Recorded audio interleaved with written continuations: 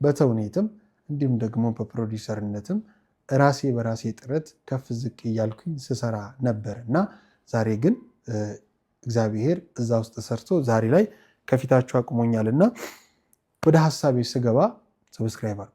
ወደ ሐሳቤ ስገባ የተወደዳችሁ ውድ ቤተሰቦቼ እንግዲህ ወደ ጻድቃኔ ማርያም ገዳም እንግዲህ በተለይ ክርስትና ከተነሳ በኋላ እናቴ ድንግል ማርያም በሕይወቴ ከተገለጠችልኝ በኋላ ቀጥታ የመጀመሪያ ገዳም ወደሚባለው አካል ሲሄድ ገዳም ወደሚባለው ቦታ ሲሄድ የመጀመሪያው ጉዞ የነበረው ወደ ጻድቃኔ ማርያም ነው። ጻድቃኔ እጅግ በጣም እወዳታለሁ። እጅግ በጣም እንግዲህ ከልቤ የተሳለች ቦታ ነች። ብዙ ነገሮችም በሕይወቴ ውስጥ ተደርጎልኛል። እኔ ለኮሮና ነው የመጨረሻ ጊዜ የሄድኩት። እንደ ጉንፋን መሰል ያው ኮሮና በሉት ይዞኝ ነበርና ሄጄ በአንድ ቀን ፈውስ ድኜም የተመለስኩባቸው ሁኔታ አለ። ከዛ በኋላ ግን አሁን ከ15 ቀን በፊት ነው ተመለሽ የሄድኩት። ለረዥም ጊዜ አልሄድኩም ማለት ነው። ከዛ በፊትም ቆይቼ ነበር እንደዚሁ።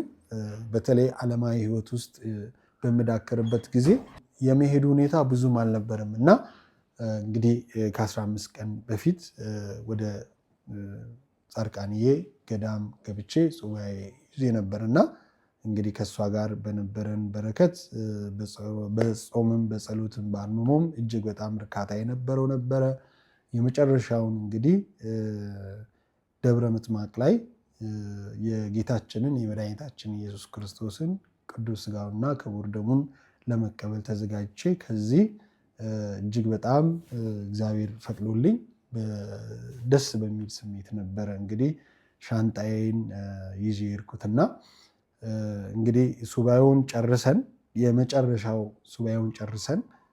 የመጨረሻው ቀን ቅዳሜ ለእሑድ ሌሊት ማለት ነው 10 ሰዓት ተኩል ላይ ከዋሻ ወጣን። ከአዳራሽ ወጥተን ወደ ጸበሉ ሄደን ከኔ ጋር 2 ወንድሞች የነበሩ አብረን ሄደን ማለት ነው። ምክንያቱም እኔ ባልጠመቅም ያው እነሱ ተጠምቀን እናስቀደስ ብሎ ስለነበረ ተነጋግረን 10 ሰዓት ላይ ወደ ጸበሉ ወረደን።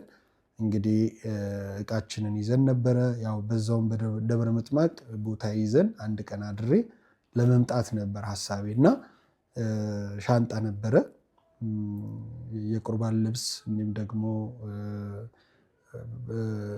በጣም የምፈልጋቸው እቃዎችም ውስጡ የነበሩ ሻንጣ ነበርና ልብሶቻችንን ይዘን ወደ ጸበሉ ከወረደን በኋላ